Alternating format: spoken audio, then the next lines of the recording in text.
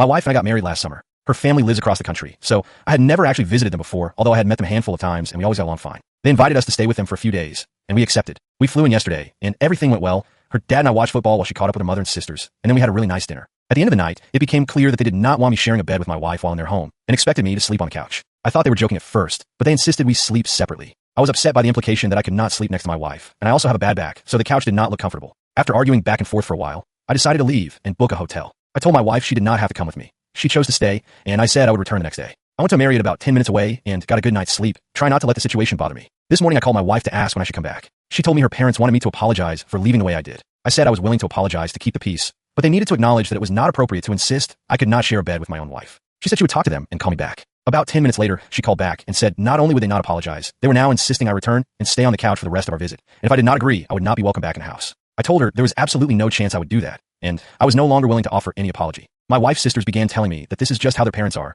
that my wife was very upset, and that I should give in and stay on the couch for the rest of the trip before it turned into a family feud. From my perspective, I do not care what they think, and I'm willing to treat the rest of the trip as a solo vacation, go sightseeing, and meet my wife back at the airport at the end of the week. Later, I asked my wife if she had known her father would demand we sleep separately, and she said she was surprised as well. She would have expected that if I were still just her boyfriend, but we were married now. I asked everyone if they thought it was okay for their parents to act that way. They said it was not, but they know their father and thought it best to let things go. The conversation turned uncomfortable as we discussed how controlling he can be, how easily he gets angry when he does not get his way, and that he was already throwing a fit over me leaving. The reason they wanted me to apologize was that he would find some way to make them miserable for the rest of the week if I did not. I told my wife I was disappointed she would not side with me, and she fell quiet. I then asked if this was really about house rules, because it seemed more like their dad was trying to show who was in charge. They agreed. I decided to push back. I told them I was going to move to a hotel by the beach about an hour away in San Diego for the rest of the week and would book a second room for them if they wanted to join. They did not get to travel much, so I thought they might be excited to get a free vacation away from their parents. I know their dad will probably freak out when they leave, but I think they realize the situation had gone too far and will deal with the fallout later. Now I'm about to check out of my hotel and head to San Diego. My wife and her sisters will arrive in a separate car after their parents leave for work.